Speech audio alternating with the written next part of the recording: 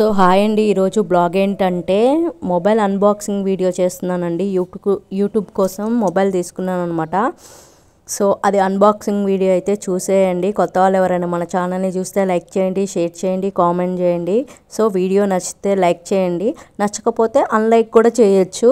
ఒక కామెంట్ పెట్టి వెళ్ళిపోండి, బాగాలేదు అని ఒక కామెంట్ చేయండి, ఓకేనా. సో ఏదైనా మనం యాక్సెప్ట్ చేయాలి కదా, మంచైనా చెడైనా. సో బ్లాగ్ అనేది కంటిన్యూ అవుతుందండి, ఇష్టం ఉన్న వాళ్ళు చూడండి, ఓకేనా. అక్కడ చెట్టు చూసారా, తమలపాకు చెట్టు, అండ్ అక్కడ పూలు చూడండి ఎంత బాగా పూస్తున్నాయో. అసలు ఇల్లు ఉన్న వాళ్ళు ఇలాంటి మొక్కలు పెంచితే ఇంటికి బయట వాతావరణం ఎంత బాగుంటుంది, అవునా కదా. అసలు ఇప్పుడున్న ఇళ్ళల్లో అసలు మొక్కలు పెంచడమే మానేశారు. ఆక్సిజన్లు ఇవన్నీ ఎలా వస్తాయి, ఎంతసేపు ఓపెన్ ప్లేస్లు, గాలి రాదు, గాలిపోదు. అప్పు చాలా ఇళ్ళల్లో చూసామండి, బట్ మాకైతే అలా లేదండి. ఇటు బ్యాక్ సైడ్ చూసినా ఎండ వస్తుంది, ఫ్రంట్ సైడ్ చూసినా మీకు ఎండ వస్తుంది. ఇది మేము కిచెన్ వెనక ఉన్న బ్యాక్ సైడ్ అనమాట. చూసారా సూర్యుడు ఎలా వస్తున్నాడో. ఇటువైపు చూసినా వస్తాడు, అటువైపు వచ్చినా చూస్తాడు. బ్లాగ్ అనేది కంటిన్యూ అవుతుంది. సో హాయ్ అండి, ఈరోజు బ్లాగ్ ఏంటంటే యూట్యూబ్ కోసం కొత్త మొబైల్ తీసుకున్నానండి.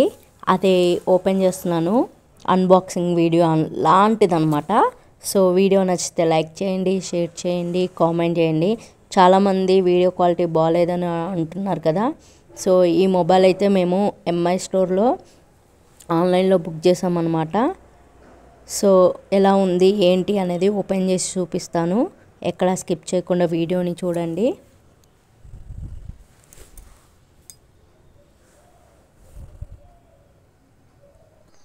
స్టార్టింగ్లో అయితే మొబైల్స్ రాకముందు ఫస్ట్ మొబైల్ అయితే నోకియా వాడానండి.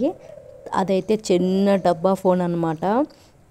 తర్వాత మళ్ళీ నెక్స్ట్ ఒనిడా అని అప్పట్లో ఫస్ట్ లాంచింగ్ అనమాట. ఒనిడా అంటే నేను కాలేజీలో ఉన్నప్పుడు, అంటే నేను కాలేజ్లో ఫస్ట్ ఇయర్ సెకండ్ ఇయర్ అయితే యూజ్ చేయలేదండి. థర్డ్ ఇయర్లో నేను మొబైల్ తీసుకున్నాను.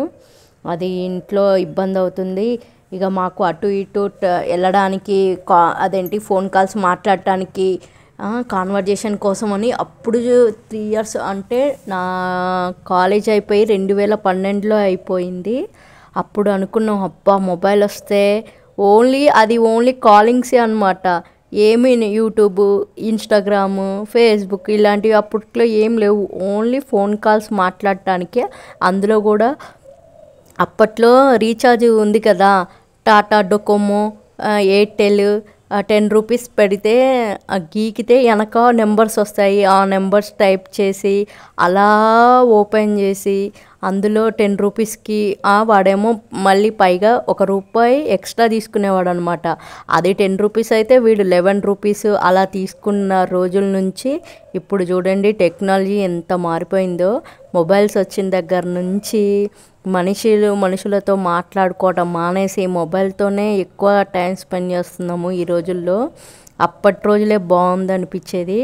సో చూడండి రోజులు, జనరేషన్ ఎలా మారిపోతూ ఉందో. అప్పుడు పాత రోజులే బాగున్నాయి అనిపిస్తుంది నాకైతే. అప్పుడు ఏముంది, జస్ట్ టీవీ ఆ టైంకి తిన్నామా, హ్యాపీగా టీవీ చూసామా, సీరియల్ చూసుకున్నామా, హోంవర్క్ రాసుకున్నామా, అండ్ కాలేజ్కి వెళ్ళామా, వచ్చామా. అప్పట్లో మాకు రికార్డ్స్ ఉండేవి అనమాట. అసలు టైమే సరిపోయేది కాదు, ఇక దాంతోనే సరిపోయేది.